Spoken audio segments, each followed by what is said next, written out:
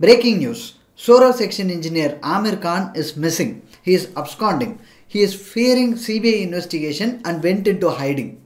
This has been the news reports in various news outlets, and also this was amplified by the right-wing ecosystem, and for the past 2 days they were propagating it to the extreme. But it turns out he is not actually absconding. He is cooperating with the officials in investigation. In this video we will see what happened. I am Ramasamy Jayaprakash. This is YouTurn. In Balasore, Odisha, there was a major train accident on June 2nd. 3 trains were involved in that. One was the Coromandel Express and the other was from Bangalore to Howrah Express, and there was a goods train. The accident resulted in a death of over 200 people, 290 people. There have been several allegations regarding the accident, and there have been allegations such as negligence by the railways, poor quality of maintenance by the railways, and things like that. And there is also another version which claims that this was a planned attack. This was a sabotage by someone. So many theories are going like that in the social media sphere. And even the officials, even the government is fearing that there could be a sabotage. So they ordered CBI investigation, and the CBI is actually investigating it. Even handing over of this case to the CBI was criticized by the opposition. Many opposition parties, including the major ones such as Congress and TMC, they claimed that this is just a diversion tactics by the BJP. This investigation will be put in the back burner if it is transferred to the CBI. There should be a different form of joint investigation committee, stand-in committee, and many similar requests were made other than the CBI investigation. Now that couple of weeks have passed since this has been handed over to the CBI, there is a new news report that came in the social media, and also news outlets in general reported this. They claimed that a person called Amir Khan, who happened to be the Soro sectional engineer, junior engineer in that concerned station, that person is absconding and he has gone into the hiding. He was called in for the investigation by the CBI, and he has not shown up. When the officials went to his house was locked. So the officials sealed Amir Khan's house, and now they are on the lookout for him. This was the news reports that many news outlets put out. The right-wing ecosystem in the social media woke up. They woke up and they said like, see, this is what we told you already. And if you look at this, you can understand that what we have been saying all along is true. This was a planned attack and planned sabotage, and this was committed by Muslims. This was the messaging from the right-wing ecosystem, and many right-wing propaganda websites such as Hindu Post, Swarajya Mag, and many sites like that amplified this message. This messaging was going on for a day, and then came the explanation from the railways. The spokesperson for railways, he came out and said that this is false, this is factually incorrect. All the staff involved are with the investigation team, and they are present for the investigation. Nobody is absconding or hiding. This was the statement put out by the railways spokesperson. So all the information that was priorly put out is actually false. But this is not just some incident where news outlets got it wrong, and now later we fact checked and found out what the truth is. This is not that kind of an issue, because if you look at what happened earlier, you will understand the full picture. When the accident initially took place, it was reported that the site was very close to a mosque. So there is a Muslim angle. Somehow Muslims are jihadis, they were part of it, so they are to be blamed. This was the messaging that was put out initially. But it turned out it was just an ISKCON temple. It was not even a mosque. It was an ISKCON temple. Using just the Google Maps view, they claimed that an ISKCON temple is a mosque, and then started spreading hatred using that piece of information, or rather misinformation. And then came the second story. The second story was the station master is a Muslim, and after the accident has happened, the station master is hiding. So he should have probably been the reason why this accident took place. He should be put under investigation. So Muslims are behind all this, and jihadis are behind all this. This was the messaging after the first one. But it also turned out to be false. The station master is actually a Hindu. He is not a Muslim as it was previously claimed. and we have put article for that also. And now comes the third story.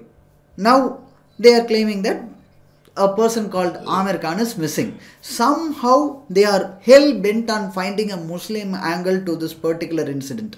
Even if you look back at the Morbi incident where a bridge collapsed, even in that pedestrian bridge collapse case that happened in Gujarat some months back, even in that case many conspiracy theories came out and many blamed Muslims or jihadis or terrorist activities, and many claims like that were made. This is not something happening in one place or the other.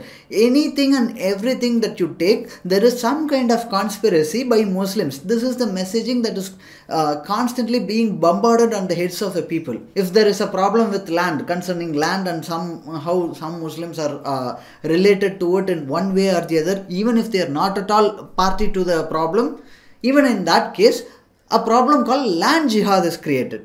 And we already know the love jihad problem. Love jihad is whenever there is somebody in love with a person, a Muslim person, then this love jihad angle comes up. Then there is a funny angle called, funny jihad called spirituality jihad. Many people might not have heard of it, but this is something that is brewing up quite recently. A fake news in the last week came about which said that Shirdi Trust in Maharashtra, that trust donated 35 crores to Hajj pilgrimage, people going to Hajj. So a fake news came which said this, 35 crores for Hajj. Why? This is because Sai Baba is a Muslim and there is some kind of spiritual jihad going on. So they are on attack on the Hindu spirituality. That's why all this is happening. They did not donate to this cause. They did not donate to that cause. They did not donate to Ram temple. Many accusations were made using that particular issue. So anything and everything is a jihad nowadays. Blaming the Muslims is not something that happens only in big cases like land jihad, spiritual jihad, love jihad. Not like that. Even in individual crimes, where some individual commits some kind of crime in some part of the country, even that is pinned on the Muslims in other parts of the country. Let me give you some examples that we have covered. A video of a man kicking some photographs of Hindu gods. A video of that spread in social media. It was spread with claims like it was committed by a Muslim teacher. But it turns out that guy was actually a Hindu. He was drunk and he did something and he was later arrested also. But that was used to create hatred by claiming that that guy is a Muslim disrespecting Hindu gods. And many scripted videos where a guy kidnapping a small child using a burqa. A scripted video like that was used to spread that Muslims are kidnapping children. In another case, a scripted video where a Maulana caught raping a Hindu woman. But that video was also scripted. Like that, many scripted videos and many different crimes are pinned on the Muslims. All these perception creating and false narratives about Muslims and the conspiracy theories that keep going on. These all result in only one thing, that is violence. And we see that happening in Uttarakhand. Very simple issue has become a matter of whole state wide law and order issue. And even a party person from BJP who happens to be a Muslim, he is not also able to stay in his house. He had to run away from his house due to the violence that was later followed.